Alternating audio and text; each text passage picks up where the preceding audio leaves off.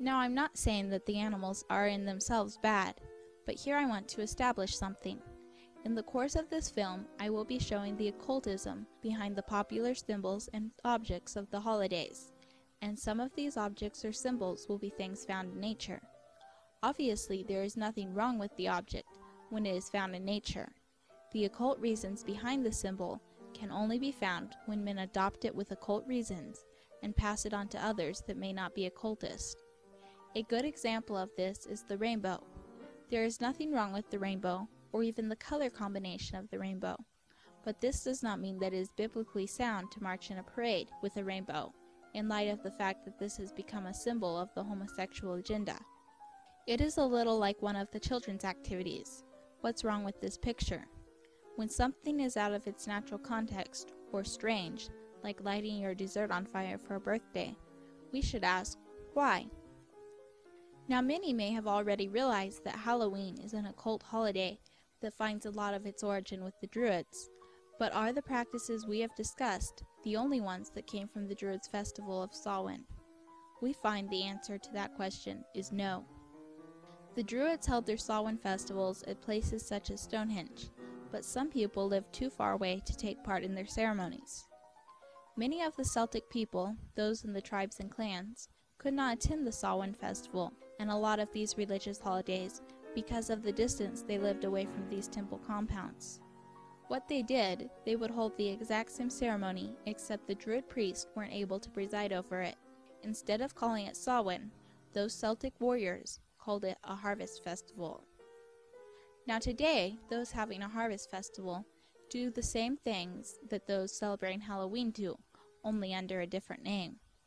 One of the practices that is done by both is apple bobbing. Here is a clip from a presentation Doc Marquis, a former member of the Illuminati, gave at the Prophecy Club. Listen to him as he tells the origin of bobbing for apples. The Druids now would have their version of fun. They would take approximately 12 prisoners, 12 people now who were going to be used as human sacrifice offerings, and line them up in a single row in front of that cauldron. They would take an apple, throw it into the cauldron, and say, if you can take that in between your teeth on the first try, you will be set free immediately. Who would do that? Raise your hand. Who would try to grab that apple in between their teeth so that they could be set free? Who would do it? Raise your hand, please. There's only one problem, though. That cauldron has been boiling away for 4 to 5 hours now. The boiling temperature of liquid is 212 degrees Fahrenheit. Now, who would do it? No volunteers?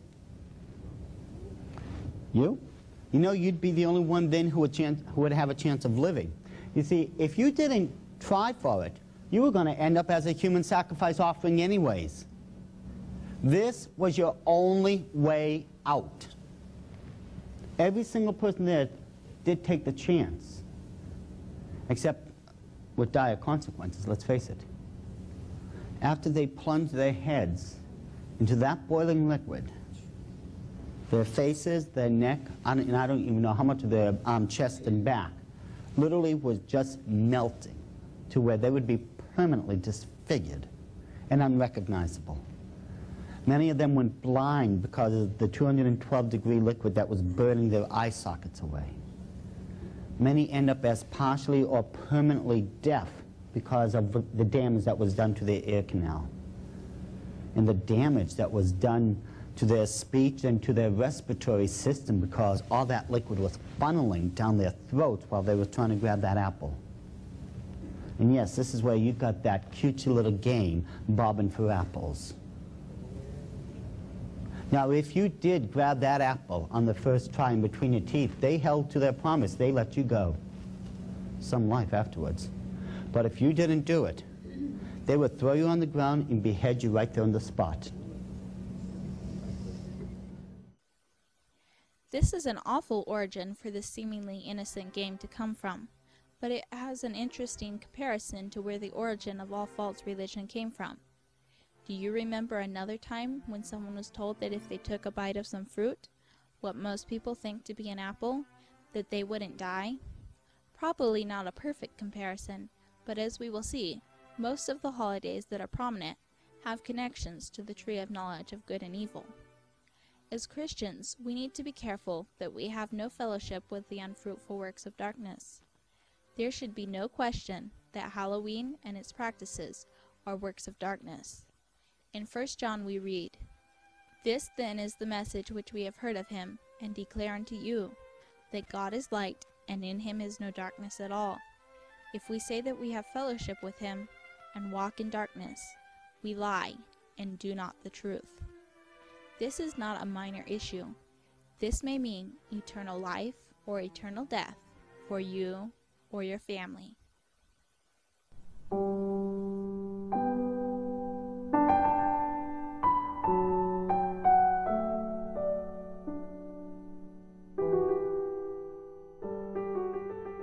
December 25 is widely celebrated by Christians and pagans alike. Christians claim that it is the birth of Christ, but what does history say about it? Did it exist previous to Christ's birth? At the birth of Christ, every woman and child was to go to be taxed at the city whereto they belonged, whither some had long journeys. But the middle of winter was not fitting for such business, especially for woman with child and children to travel in. Therefore, Christ could not be born in the depth of winter. Again, at the time of Christ's birth, the shepherds lay abroad watching with their flocks in the night time, but this was not likely to be in the middle of winter. And if any shall think the winter wind was not so extreme in these parts, let him remember the words of Christ in the gospel, "Pray that your flight be not in the winter." If winter was so bad a time to flee in, it seems no fit time for shepherds to lie in the fields, and women and children to travel in. Those who have studied the subject realize it is more reasonable that Jesus Christ was born in the fall, not winter. But if he was not born on December 25, who was? On December 25, Tammuz, the child of the sun god, was born. His birth was hailed as a great miracle. Falling as it did during the slowly lengthening days immediately after the winter solstice, it was seen as an omen of the sun's rebirth, and was heralded by tumultuous rejoicing. December 25 was thereafter observed as the birthday of the sun god, and became a yearly feast throughout the kingdom. So originally, we see that December 25 was Tammuz's birthday. How did it evolve into Christ's birthday? Back in the early days of the Christian church, paganism and Christianity were at enmity with each other. The pagans persecuted the Christians, and many Christians died for their faith. But persecution ceased, and instead of killing the Christians, the synagogue of Satan adopted the principle, "If you can't beat them, join them." Because some in the church were not thoroughly converted, they desired power and popularity, and according to Cardinal Newman, confiding in the power of Christianity to resist the infection of evil and to transmute the very instruments and appendages of demon worship to an evangelical use, the rulers of the church from early times were prepared, should occasion arise, to adopt or imitate or sanction the existing rites and customs of the populace, as well as the philosophy of the educated class. Thus, what had been the Christian church became the Roman Catholic Church, and she adopted many of the pagan practices and symbols into the church. Now, since they could not bring in paganism under pagan names, they renamed everything with a Christian name.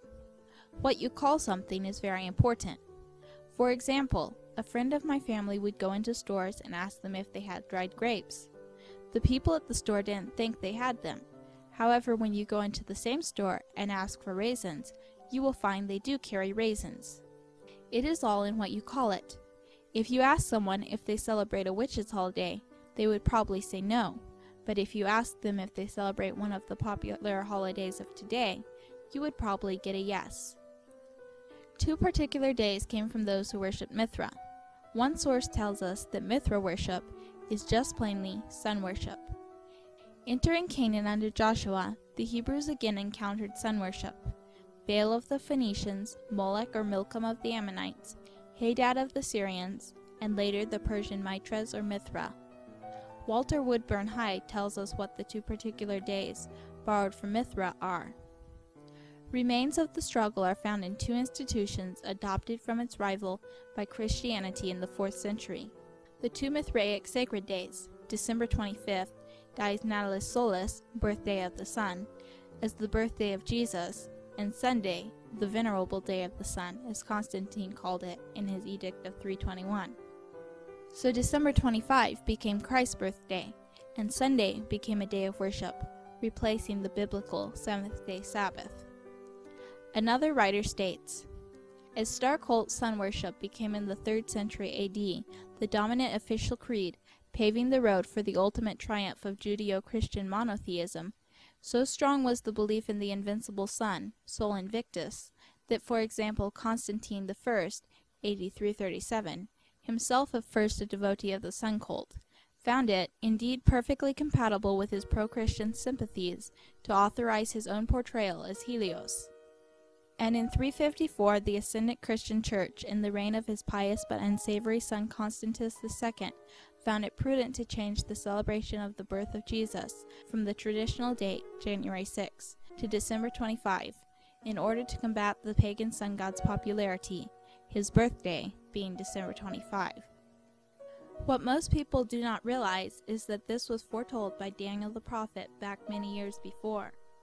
In Daniel 7:25 we read, "And he shall speak great words against the Most High, and shall wear out the saints of the Most High, and think to change times and laws, and they shall be given into his hand until a time and times and the dividing of time." The papacy changed times. He changed Tammuz's birthday to Christ's birthday, and God's seventh-day Sabbath to Sunday, the weekly day the pagans worshiped Tammuz. Please note that he did not think to change a time, singular. He thought to change times, plural. As we said before, this change could not happen when God's people were being persecuted. As Dr. Schaff well says, had the Christmas festival arisen in the period of the persecution, its derivation from these pagan festivals would be refuted by the then reigning abhorrence of everything heathen. And he adds, but in the Nicene age this rigid opposition between the church and the world was in a great measure softened by the general conversion of the heathen. The adoption of the festival was therefore a mark of the growth of apostasy and of the patronizing of the church. The heathen, whose chief god was the sun, regarded the time when it began to rise higher in the heavens as its birthday, and it was very easy for church people, with whom heathen philosophizing had taken the place of the Word of God, to take advantage of this idea and make the heathen believe that they were in reality celebrating the birth of Christ, and so bring them into the church in swarms.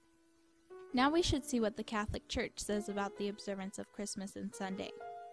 According to the Catholic Encyclopedia, 1911 edition, Christmas was not among the earliest festivals of the Church. The first evidence of the feast is from Egypt. Pagan customs centering around the January calendars gravitated to Christmas. In the scriptures, no one is recorded to have kept a feast or held a great banquet on his, Jesus, birthday. It is only sinners who make great rejoicings over the day in which they were born into this world. This is pretty serious, but when you see what they call those that keep these days, it becomes even more serious. On the Lord's Day, which is the first day of the week, on Christmas and on the days of Epiphany, Easter, and Pentecost, believers are to be occupied with the worship of God. Those who follow this law, we command, shall be comprised under the name of Catholic Christians, but others indeed we require as insane and raving, to bear the infamy of heretical teachings. Their gatherings shall not receive the name of churches. They are at first to be smitten with the divine judgment, and after that by our vengeance of our indignation. So the world is classed as either Catholic Christians or what most people would call fanatics. According to this quote, those who refuse to celebrate Christianized pagan holidays such as Christmas, Easter, and Sunday.